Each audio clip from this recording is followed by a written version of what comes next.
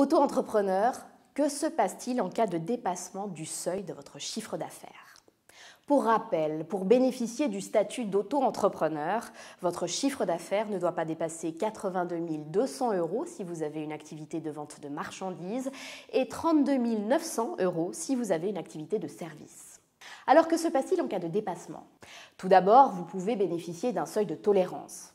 Il est fixé à 90 300 € pour une activité commerciale et 34 900 € pour les activités de service. Si vous ne dépassez pas ces limites, vous continuez de bénéficier du statut d'auto-entrepreneur pour les 2 années suivantes.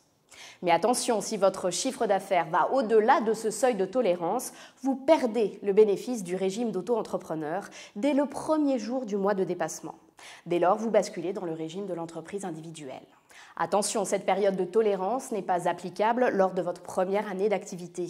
En clair, en cas de dépassement, vous perdez le bénéfice du régime fiscal de l'auto-entreprise. Alors justement, qu'implique la perte de ce régime? En premier lieu, vous avez l'obligation de vous immatriculer au registre du commerce et des sociétés. Vous ne bénéficiez plus du calcul simplifié de vos cotisations sociales et impôts sur le revenu. Vous êtes désormais imposé selon un régime réel d'imposition. Concrètement, votre bénéfice du régime du micro-social simplifié cesse au 31 décembre de l'année de dépassement.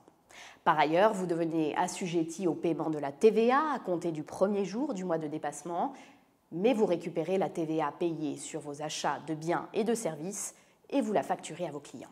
Vous devez désormais tenir une comptabilité classique, vous communiquez tous les ans à l'administration fiscale vos bénéfices et votre bilan. Ainsi, il est nécessaire d'anticiper tout dépassement de seuil afin de préparer votre passage au régime de l'entreprise individuelle.